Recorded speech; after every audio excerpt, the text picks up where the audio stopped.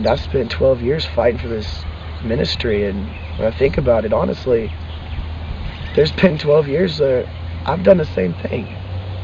You know, I've sat by and haven't done ministry like I should have. And I go to sleep at night wondering how many people have been condemned to hell because I haven't done my job as a Christian, let alone a preacher. And I just don't see how, I don't understand how we can be so arrogant, so cocky, and in a way it's like we're putting ourselves above Christ because we don't do the ministry he did. He humbled himself and washed people's feet. The Son of God, God in the flesh, washed people's feet. He belittled himself, put himself below the lost. And we can't even put ourselves below him enough to go up to him and say, you know, Jesus loves you. You know, how cocky and arrogant have we become to that we've put ourselves above the Son of God.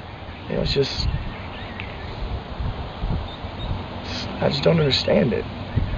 And we want to point fingers and say, you know, that the youth of America is going to hell and they're living like this and they've got to stop this and do this, and you know, the government's pushing God out of the schools and courtrooms, and it's not the atheists, it's not the courtrooms that's pushed God aside, it's the church. If we want to look to blame someone for God not being in the schools, then we need to look no farther than inside our churches. One woman stood up and got God taken out of the school. One woman. And we've got how many Christians in this country? And that's pathetic. You know, the fact that millions of Christians in this country stood by and watched God get ripped out of our schools.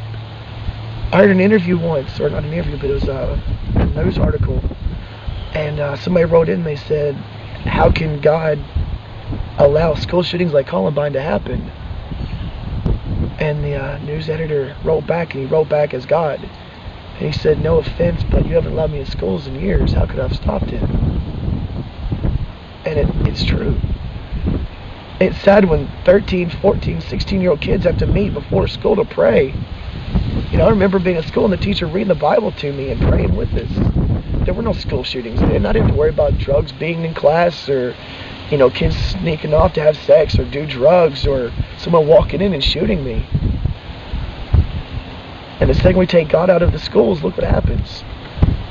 We have kids shooting other kids, and their schools are full of drugs and crime and violence, and we've got teenage pregnancies in middle school now. And again, if we want to blame somebody, we need to stop blaming the atheists and the government and look in the mirror.